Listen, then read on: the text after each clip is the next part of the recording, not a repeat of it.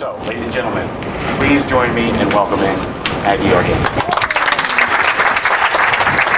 Oh, thank you very much. That was a really fun 30 minutes, by the way. Now I have to tell other local groups that they need to put on, Bill O'Reilly videos, and that really warms up the crowd. And I want to say too, I love Bill O'Reilly.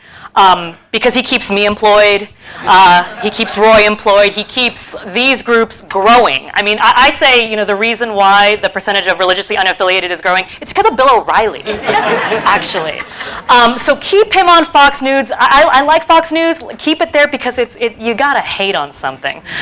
So I think that's really important. So I like to point that out. This is really great. Wow, this is a really nice crowd. We were here 5 years ago, I think it was, when the Lehigh Valley Humanists formed for the first time, and there was like 5 people there. So this is exciting. But if it was 5 or 50, I'm honored to be here. I'm thrilled to be here, and I'm pleased, or maybe not pleased, to talk about atheist discrimination, which is a very serious topic. And I think many of us who identify as atheists or humanists have experienced some form of discrimination before. It can range from the very serious to like losing your job or losing family members, to the more subtle ways. And I'm basically going to be talking about that in my presentation. It won't be all depressing. Some hopeful optimism in the end, I hope. So that's what we'll be discussing today. So you can switch. Okay. So as Darren mentioned, we're at 23% now with the religiously unaffiliated. And as you pointed out correctly, a smaller percentage are the people who say they don't believe in intervening God. But one percentage I do want to point out is that the 23% who identify as religiously unaffiliated, 88% of that are not seekers. And by seekers, I mean that they are not looking to join a religion. That's an incredibly important percentage to me, and it should be to many of you. These are people who have no interest in joining Catholicism or Islam or Scientology. They're not looking for religion. They've decided on their own that, yeah, I might believe in God, but I've formed my own spirituality. I've formed my own morality. And that's what's more important to me, that you can form morality without religion. You can form it without somebody telling you what to believe and what to do. That is good news for us. That, to me, tells me that they're going to be on their way eventually to hopefully not believing in God, not the other way around. So that number is going to increase, as we mentioned before, the millennials, through the internet, through science, through recognizing that there are people out there who don't believe in God but are good people. That number is only going to increase. So like you said, we're on the winning side. So this is very exciting. I like to point this quote. I love Scalia. He's another one of those people that I think keep us employed. And I was particularly offended by this most recent quote that he said just last October. We're seeing this growing, so even though we do see the number of religiously unaffiliated people growing, we see the religious right becoming even more powerful, becoming more influential, raising more money, getting out in the media more. So with the good comes the bad. And this is one of the things that he said recently. We do God honor in our Pledge of Allegiance and in all our public ceremonies. There's nothing wrong with that. It is in the best of American traditions, and don't let anybody tell you otherwise. I think we have to fight that tendency of the secularists to impose it on all of us through the Constitution. Okay? The secularists, that's you guys, by the way. That's us. So this is, to me, a direct attack on us and the work that we do. Although on the plus side, him saying this is showing me that we're actually getting things done, that we're actually working to protect the Constitution, that we're really influencing the public. So in some ways, this is a really good thing. This is a meme that we share on our Facebook page. I encourage you to join. We have about 430,000 people that follow us on Facebook, and things like this usually get shared and all of that good stuff. So I encourage you to share those things. And here are some other ways that kind of tie into this quote. We must endure the religious statement, "In God we trust," on our money, on public buildings, on war memorials. Children in public schools are led to recite the Pledge of Allegiance, which states that we are one nation under God. And if President Obama forgets to say, "God bless America," after every speech, it's actually a scandal. I said this at a meeting. We were in Oxford for the World Humanist Congress last year, and I said this, and all the British people gasped. They were like, "Oh, is that really really true? He has to say, God bless America after every speech? And I said, yes. They're like, that would never happen here. And I'm like, I wish I lived there. It would be great. We have to watch, but and those are just minor things, but now it gets serious. We have to watch on as parents go unpunished for child abuse because they claim a religious exemption to certain laws. Religious exemptions have now expanded to include corporations, thank you, Hobby Lobby, which means that your employer can refuse to fund medical care, such as birth control pills or blood transfusions, if it goes against their religious beliefs. We have to spend our tax dollars on schools in most states where educators refuse to teach evolution. We subsidize religious charitable organizations that exclude atheists from employment. And religious clergy have claimed over $1.2 billion annually in tax exemptions through a special law called the parsonage allowance. And that includes housing such as mansions, yachts, fancy boats, all kinds of things like that. Now, those are just examples of religious privileging by government. Now, I'm going to talk a little bit more about anti-atheist sentiment by the general public in the United States. I think we talk a lot about the growing number of atheists, which is great, but anti-atheist prejudice is actually growing as well. So let me switch that. A 2011 study by Will Gervais of the University of British Columbia examined anti-atheist prejudice in the US and globally. His study found atheists to be the most distrusted of minorities, more so than Muslims, recent immigrants, gays and lesbians, and other groups. The respondents associated atheism with criminal behavior, extreme materialism, and elitism. That last one might be okay. The other one's not so much. Sorry. Just kidding. In addition, according to Gervais's study, the majority of Americans believe that atheists do not agree with their vision of America, disapprove of an atheist joining a family in marriage, and believe that God is necessary for raising children with moral behavior. 65% would hire an atheist over a religious person for a job waiting tables, but only 33% would hire an atheist over a religious person in a daycare center. Not to say anything wrong about waiting tables, perfectly fine job, but you can see how perceptions change when children are involved, the care of other people are involved. Gallup polls each election year indicate that atheists remain firmly in last place when considering candidates for public office, behind a Catholic candidate, Jewish, Mormon, female, Hispanic, LGBT, and twice divorced. We are apparently tied with rapists as qualified candidates for public office. This is really true. And 8 states still have laws on the books that forbid atheists from holding public office. Now, I know that these are not enforceable laws. Okay, we know that. But if that's true, then why are they still on the books? It actually takes an act of a state representative or senator to remove laws from the books. So, for example, the rule that says atheists can't run for public office could easily be removed. But there have been no state representatives or senators who are willing to come out and do that. And that includes the state of Pennsylvania. Okay, so if there's any kind of legislative thing that you might want to take on, that would be one of them. It's very important that these get off the books, okay? And then, of course, when atheists take advantage of our fundamental right to free speech and simply inform people about the fact that we are atheists and humanists and people who don't believe in God, we are seen as aggressive, militant, and angry by conservatives, sometimes friendly religious people, and even other atheists, okay? So as a result of a lot of this social discrimination against atheists in many parts of the country, this leads people to often deny their atheism, conceal it, hide it, really not tell anybody about it. And I want to highlight just a few cases in the US where an individual made public their atheism or non-theism or humanism and experienced discrimination because of it. Okay? This is David Habecker. He was a resident of Estes Park, Colorado for over 28 years. He raised a family, built 2 businesses, and actively supported his children's schools, community projects, and his Unitarian church.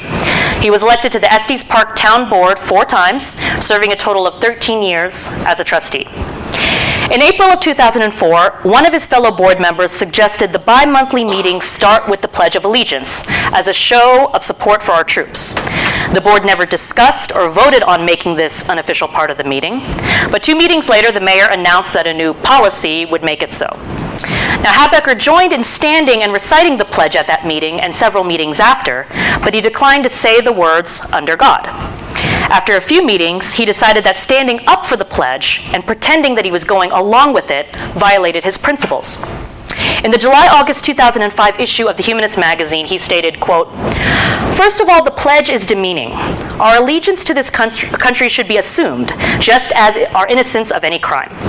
Secondly, I knew there were constituents and family who, because of differing conscientious objections, could not participate in the pledge. They were now excluded from equal participation in our town meetings. Thirdly, there were people who would know that I was a hypocrite by standing for something they knew I objected to. How could I be true to anyone if I couldn't be true to myself?" End quote. Now, in a tolerant society, the board would have respected Habecker's right to sit out reciting the Pledge of Allegiance, okay? This is a free country. Except that this was a pretty conservative area of Colorado. So a community petition was circulated, which included the false claim that during the pledge, Habecker turned his back on the flag. Now, the petition stated, and this was also published in various newspapers in Colorado, the petition stated, quote, "We respect Mr. Habecker's right to free speech under the Constitution of the United States, but insist on maintenance of responsibility, accountability, leadership, respect for others, and high standards of public conduct. His vital beliefs regarding church-state personal conflicts were not revealed at the critical time of his election. We do not regard these actions, omissions, or motivations honorable, and demand his removal from this elected position." End quote. And this petition garnered enough signatures to hold a recall election, which was paid for by taxpayer money to not only post it, but actually conduct it. And it actually resulted in his removal from the trustee board. And so he remains essentially the only elected atheist humanist who was actually recalled and removed from public office for not saying under God. So next slide. So Nicole Smolkowski was 13 years old when her family moved to the small town of Hardesty, Oklahoma. She was excited about enrolling in a new high school. She was an excellent athlete and joined the girls' basketball team. But things started to get uncomfortable when her teammates gathered together to recite the Lord's Prayer. According to ABC's 2020, Nicole said, quote, "I didn't think they had religion in sports, but when it came to basketball, they would pray before and after practices. They would pray during games. Praying was a tradition for them. You could see that all of the teachers that work at the school, the administration, had their heads bowed and were saying the Lord's Prayer with the kids. Coach had his head bowed. It's a thing that everyone does."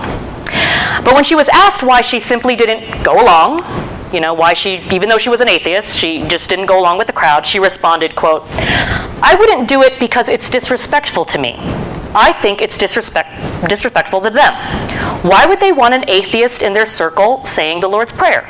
If I were Jewish or Muslim or Hindu, I would have a problem with that prayer." Right? Smart kid, right? That's amazing.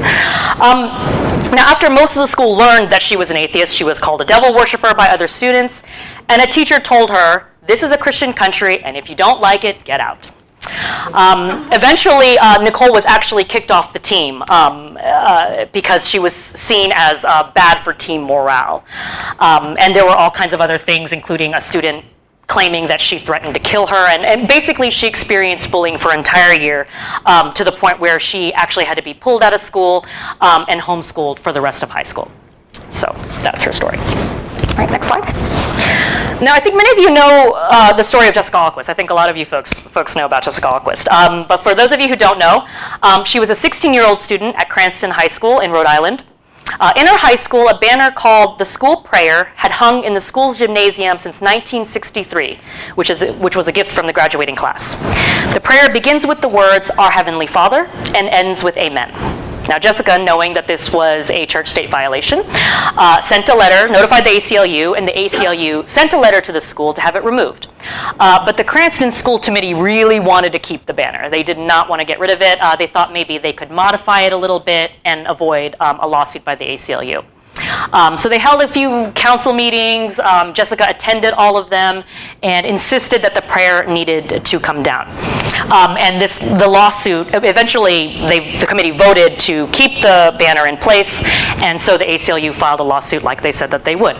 And the case dragged out for about a year. Now, during this period, Jessica experienced severe bullying from her classmates. Every day during the Pledge of Allegiance, her fellow students would hold their hands over their hearts, turn and face her, and shout the words, "Under God," every day. Now, imagine being a 16-year-old kid. You know, your students are turning against you, no one's talking to you. This is a horrible thing for a teenage girl to experience on a daily basis, but this is what happened. She eventually had to get school police escorts every day, walking with her to and from classes because of the bullying that she experienced. Local florists refused to deliver flowers to her home from secular groups that wanted to support her. Rhode Island State Representative Peter Palumbo went on a local radio station and called her an evil little thing. And eventually she had to be pulled out of school and had to attend a nearby high school.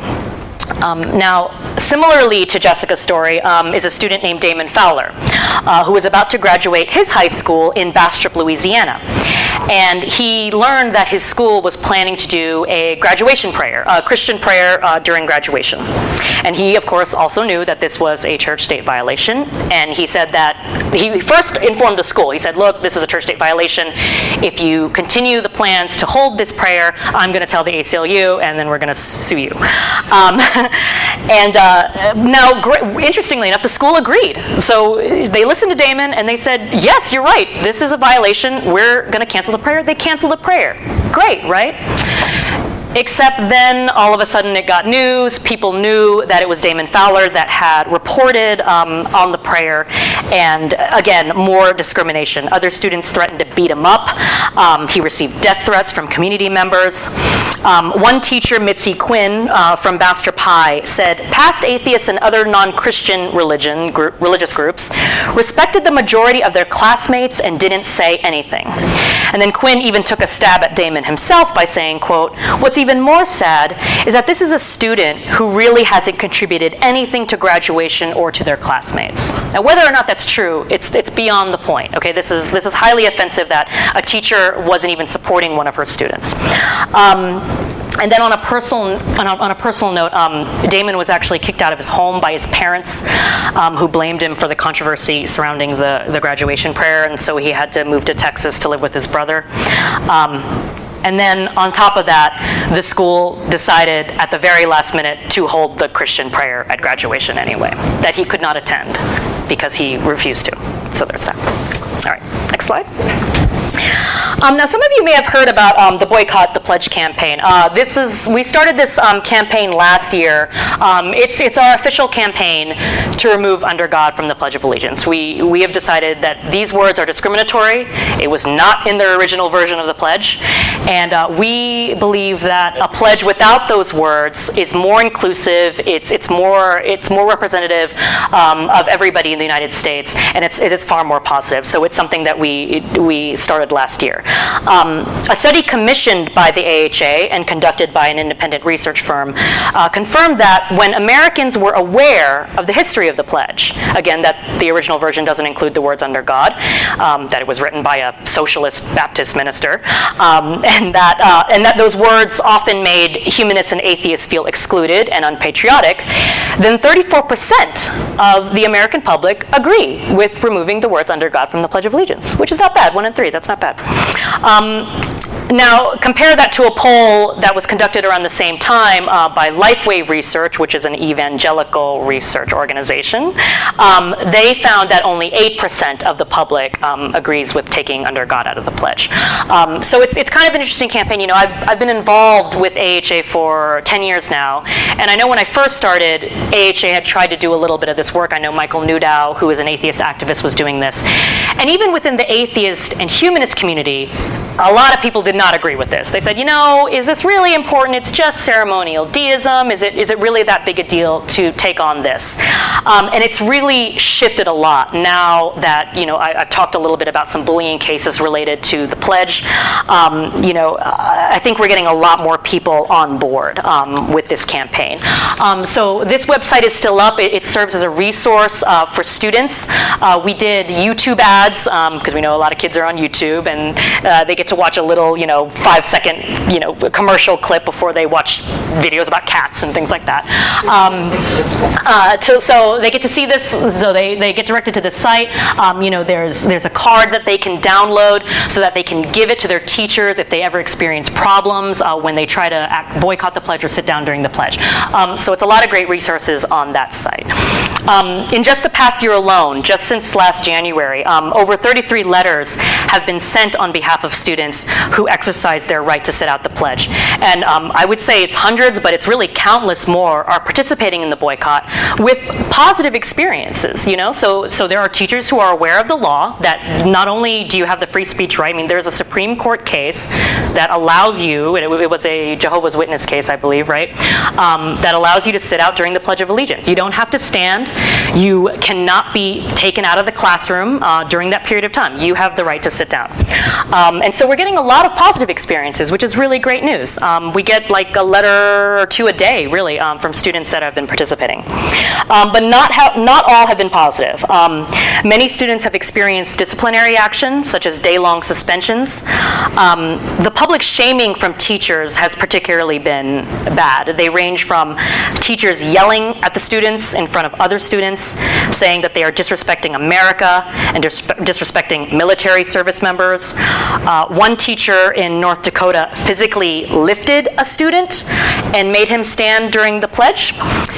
And the most recent one that was particularly egregious was a school nurse who in the morning noticed a sick child who went to go see the nurse sitting down during the pledge and yelled at her and refused to treat her. So she was a sick kid, and she said, "I'm not going to treat you," and kicked her out of the nurse's office. So some of these are happening quite often, but we have a legal center, the American Humanist Legal Center, and we're pretty quick about issuing a letter, and eventually, if it has to become a lawsuit, then it does. But generally speaking, schools are becoming more aware of the law, more aware of students' rights to boycott the pledge, and I would like to see it removed, hopefully, very soon. So we're optimistic about that. And I just as on a personal note, I didn't sit out the pledge. I wasn't an atheist. I wasn't an atheist really until college, even though I was always a critical thinker and a questioner. But the bravery that these kids, the idea to sit down while everyone else is standing up and reciting the pledge, I really think takes a special amount of bravery. And for kids to really examine what the pledge says and what it means, to take the time to really read it and understand it, I think that's all we're really asking when we talk about this campaign, to understand the words. And when you see the words under God, you think, that's not really right. Not everybody believes in God. And so, I think it's a particularly special campaign to me and to the AHA that we support kids who are really, really being critical thinkers and being brave for standing up by sitting down, I guess. So I just wanted to share a couple of these stories that were happening in the U.S. To sort of really drive the point home that discrimination against non-believers is a really serious thing, and I think we need to do what we can to really support a lot of these individuals that are experiencing this. But what's happening in other parts of the world is far worse. So let's take a look at how the world is divided up by religion. And this actually is from the 2012 study. I think they haven't come out with a more recent study than this. So globally, over 16% of the world is religiously unaffiliated. Okay, so that's great. And I think the Pew Research Center is saying that this is going to be growing. Note that the religiously unaffiliated category is larger than that of Hindus. We're larger than Jews, folk religionists, Buddhists, and other religions combined. We are, in fact, the third largest, quote, religious group in the world. Yes, again, like I mentioned, that there are some people who believe in God, but like I mentioned before, this group is not looking for religion. They are happy where they are. They've decided that they are not going to affiliate with a traditional religion, and they are probably not going to be joining religion anytime soon.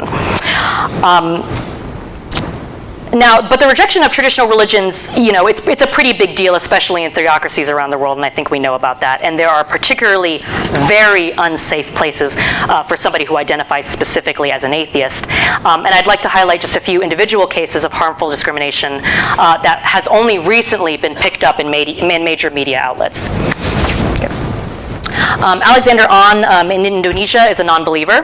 And Indonesia only recognizes 6 official religions: Islam, Protestantism, Catholicism, Hinduism, Buddhism, and Confucianism. The law requires that citizens hold an ID card that identifies them as one of the 6 religions. Okay? And 87% of people in Indonesia are Muslim. So you can imagine the other percentage, it's kind of hard to identify as Catholic or Protestant or any of the others. Atheism and agnosticism are not recognized, so there's no religiously unaffiliated group. And blasphemy is illegal, which carries at least a 5-year jail sentence for those that are convicted. Now, all Alexander did was post on his Facebook page simply the words, "God does not exist." That's it, okay?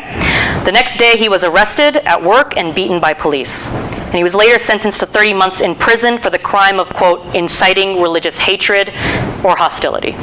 So simply saying God does not exist or I don't believe in God is inciting religious hatred. Okay, and he's in hiding. Muslim extremists have called for him to be killed, not just arrested. Okay. A similar case affected an Egyptian named Albert Saber. He was raised a Christian, but for the last 10 years considered himself an atheist. In August of 2012, he shared a YouTube trailer for the anti-Islam film Innocence of Muslims on his Facebook page. The next month, a large protest took place at the U.S. Embassy in Cairo against the film. And then the day after that protest, Albert's home was surrounded by a mob calling for his death and threatened to burn his house down. When Albert's mother called the police, they didn't show up for 2 hours. And it was Albert that they arrested, and not the participants in the mob who were trying to kill him. And he was later beaten in prison. He was sentenced to 3 years in prison, but appealed and was released just 3 months later. But he had to escape Egypt, and he's currently living in an undisclosed location for fear of his safety, for obvious reasons. Many of you may be familiar with Raif Badawi. He's a critical thinker and atheist who recently made headlines for being charged with insulting Islam for his writings on his blog, Free Saudi Liberals. He was sentenced to 7 years in prison and 1,000 lashes that were to be carried out in public over 20 weeks. He received the first 50 lashes in January of this past year, but the rest have been delayed due to obvious health reasons, and it's clear that if all the lashes are carried out, he will not survive. And I just read on Facebook this morning that the Saudi government has upheld this conviction, so they are going to continue with these lashings. Amnesty International is taking the lead on getting him released, so I encourage you to check out their group if you're interested in that case. And then finally in India, last September, Dr. Narendra Dabokar, a humanist leader who worked to pass anti-superstition legislation in his home state, was killed by a gunman as he walked down the street. His work involved exposing fraudulent use of black magic and miracles in India. And so far, no one has been arrested in connection to his death. Okay. Next slide. And then now, I think a lot of you may have read this because I know one of these cases in particular hit the New York Times. So now this is finally getting U.S. attention. It's finally getting national attention, worldwide attention. Ananta Bijoy Das, Washika Raman, and Avijit Roy were 3 Bangladeshi humanists who blogged extensively on critical thinking, secularism, and the rights of religious minorities. And they were all killed in a span of 3 months by Islamic extremists on the streets of Dhaka for their beliefs. They were actually essentially killed in almost the same place. I believe 2 of them were walking toward a bookstore that openly sold free-thinking books, critical thinking books, and such. And this happened between February and May of this year. And I think, again, it was Avijit Roy, who is both Bangladeshi and American, who made the New York Times. And according to a recent Guardian report, there's a list being circulated by these Islamic extremists of 84 atheist bloggers, some of whom have already started receiving messages that say, "You will be next." Okay, and I know that there's already a lot of work going on to try to protect these 84 that appear on this list. So we already know that religious minorities, of course, are being persecuted by the millions. We hear it a lot. Christians in Syria, even minority Muslims in other countries. And so these individual cases might seem small by comparison. But again, because of the negative stigma of identifying as an atheist, we can't know how many atheists actually live in Bangladesh. We cannot know. We know of some local groups that meet on the internet that are are groups that are affiliated with the International Humanist and Ethical Union, which is the worldwide organization of humanists and ethical and atheist groups, but we can't know for sure. So these people have to hide. They have to stay in the closet because it is literally life or death for them in Bangladesh and in many other countries around the world. Next slide. So as a result of this atheist discrimination that's been happening, this actually started a few years ago, I reached out to the U.S. State Department's Office of International Religious Freedom. I didn't know that this existed. There's a religious freedom office at the State Department. And I learned that they publish an annual report of discrimination against individuals for practicing their religious beliefs. And that makes sense because we do want to protect the right to believe or not to believe and the right to worship as you see fit. But I happened to notice 3 years ago that atheists were not included. There was no discussion of atheists being discriminated against, humanists, anybody who essentially didn't hold a religious belief. And so I was like, what's up with that? Can you include that? And they were like, yes. I had no idea that there were atheist organizations that even existed, or humanist organizations. Well, here you go. Here we are. Okay. And yes, we had been collecting individual cases of discrimination, and we presented it to them in this report, the Freedom of Thought report, which is now released by the International Humanist and Ethical Union, the group that I had mentioned before. This report highlights laws in over 60 countries that make it impossible for atheists to identify themselves. The laws, again, mostly relate to the forced affiliation of religious belief on ID forms, blasphemy laws, laws that prohibit atheists from holding public office, getting married, becoming a citizen, or holding group meetings. So this report lists all of these things. It's great. We released, I think, the first one about 2 or 3 years ago, and it made national news. U.S. News and World Report, Washington Post, other major news outlets. And this report now is given to the U.S. State Department, as well as the U.S. Commission on International Religious Freedom, which is called USERF, which is an independent, bipartisan federal body appointed by President Obama to monitor religious freedom abroad. And this report, the IRF report from the State Department is important because it is used to create sanctions against other countries. So it's certainly an important report of which, that's useful for all of the work of the State Department, in addition to many of the other things that they do. So in addition to that, well, actually, let me go back. I should mention that one of the interesting things about a lot of these State Department's meetings is that it really brings a lot of the groups together. So though the American Humanist Association took the lead initially on connecting with the State Department, we are pleased to work with IHU, with the Center for Inquiry, the Secular Coalition for America, the Richard Dawkins Foundation for Reason and Science. Many of these groups came together and worked to put this report together. And it took many hours of research. And again, talking with a lot of these closeted atheists that are living in countries abroad. So it's a really important collaborative effort that we're proud to be a part of. Okay. So what are we doing about it, in addition to the report that's being produced? So like I mentioned, we meet pretty regularly with the State Department to update them about atheist discrimination cases. That's me with Ambassador Suzanne Johnson Cook, who was the third ambassador to serve for the Religious Freedom Office. I like to point her out because she is the first religious freedom ambassador to include atheists in the discussions. So after that meeting we had with her, I started getting invited to all kinds of meetings with other higher-ups in the State Department, and I was like, wow, little old me, I don't know anything. I hardly know where countries are on a map. But so I had to learn really fast. But it was amazing. She is actually, I think she's an evangelical Christian, but she was great. I mean, no one had ever included or thought of including humanists and atheists in the discussion about religious freedom, and she was the first to do it. And so we were really pleased to connect with her.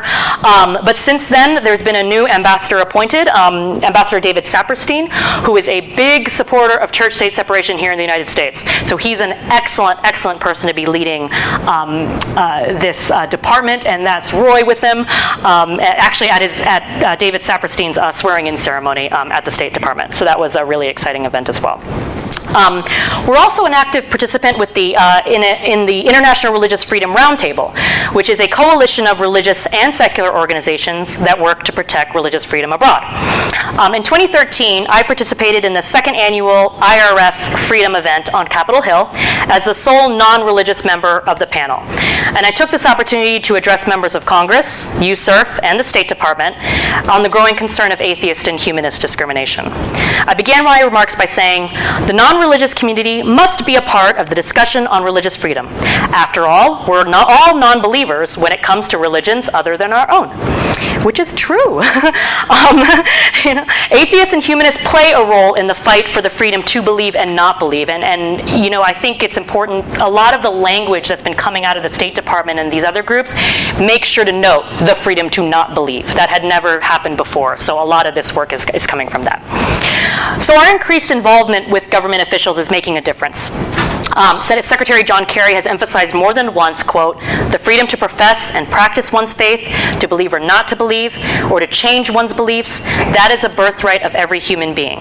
The head of the U.S. Commission on International Religious Freedom, Dr. Katrina Lantos Sweat, published an editorial in the Richmond Times that focused on the need for government to protect atheists as well as believers. Actually said the word atheists, and she said, quote, those who stand unequivocally for other freedoms also must support religious freedom, just as those who stand for the rights of believers to follow their conscience must do the same for non-believers.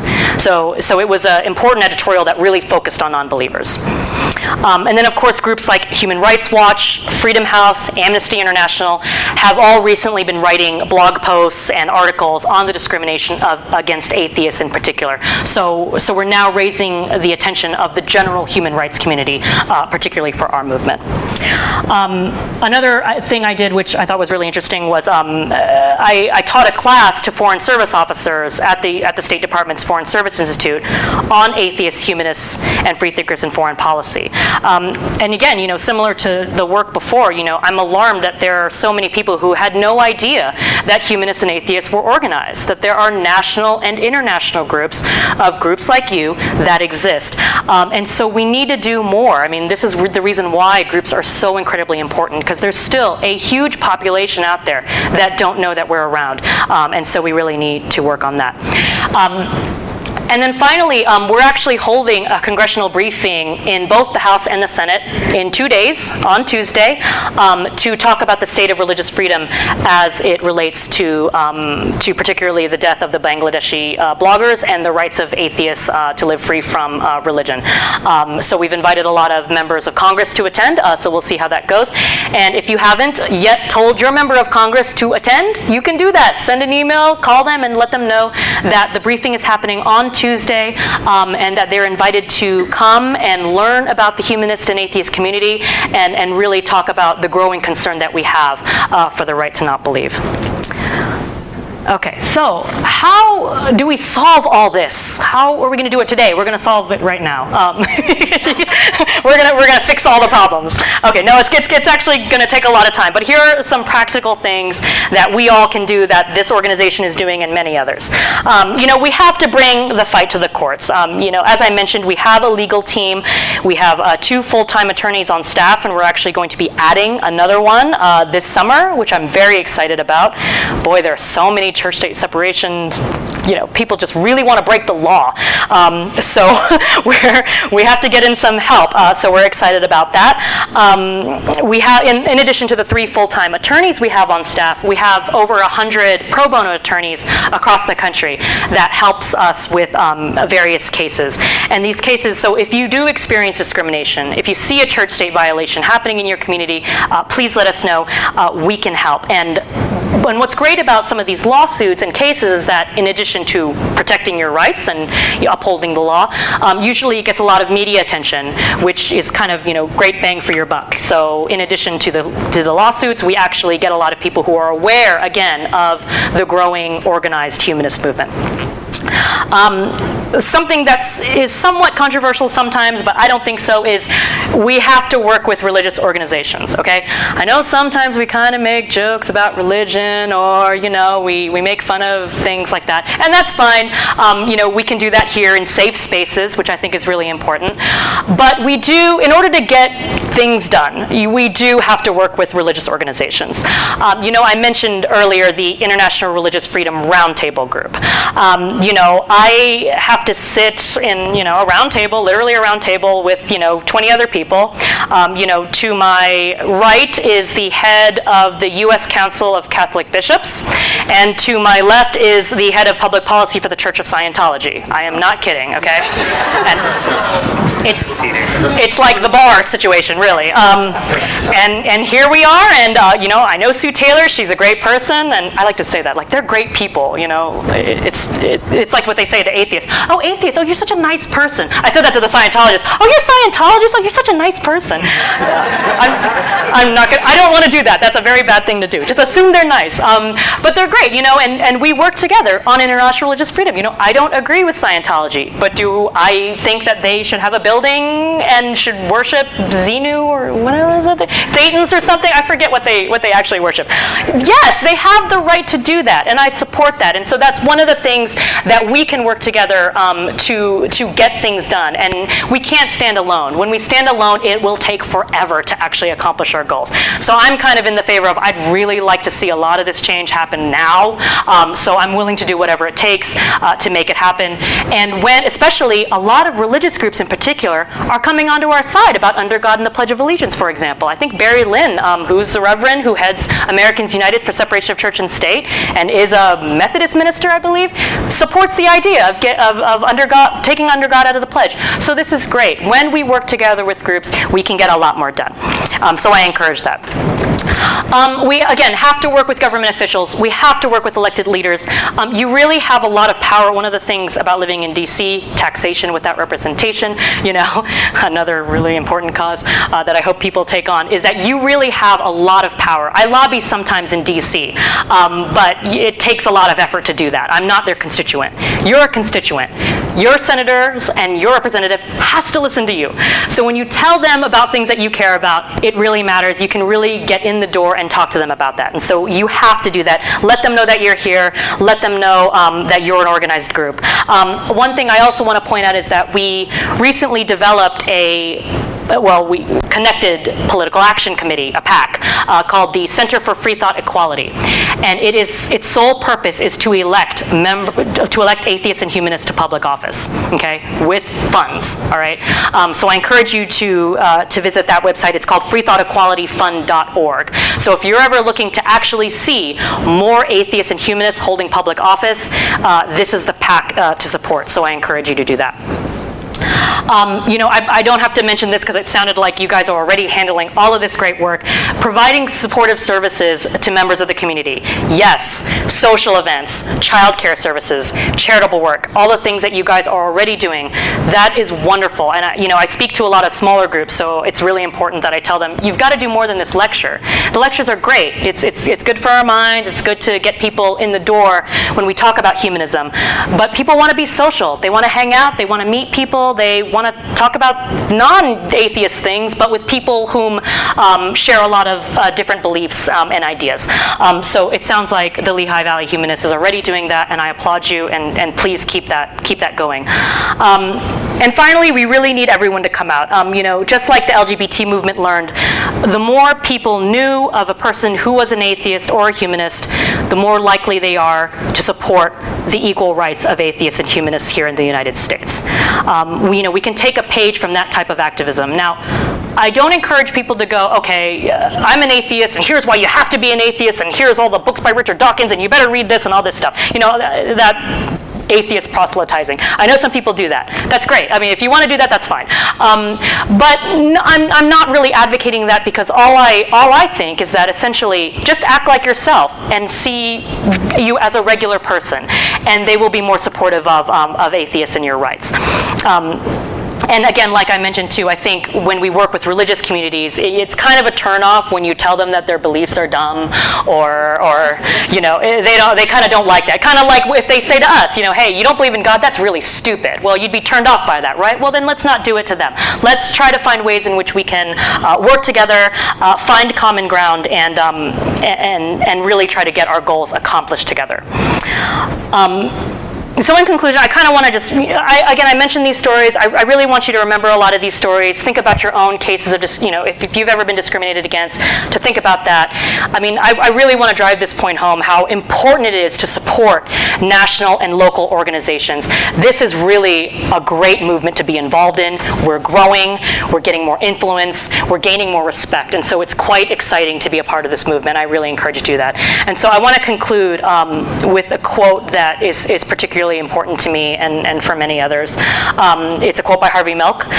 He said this on election night when Proposition 6 was the ballot initiative in California, I think in the 70s, that would have prevented gay people from serving as teachers in public schools. So on election night, Harvey Milk said the following: "To the gay community all over this state, my message to you is this. So far, a lot of people joined us and rejected Proposition 6, and we owe them something. We owe them to continue the education campaign that took place. We must destroy the myths once and for all, shatter them. We must continue to speak out. And most importantly, every gay person must come out. As difficult as it is, you must tell your immediate family. You must tell your relatives. You must tell your friends, if indeed they are your friends. You must tell your neighbors. You must tell the people you work with. You must tell the people in the stores you shop in. And once they realize that we are indeed their children, that we are indeed everywhere, every myth, every lie, every innuendo will be destroyed once and for all. And once you do, you will feel so much better." Thank you very much.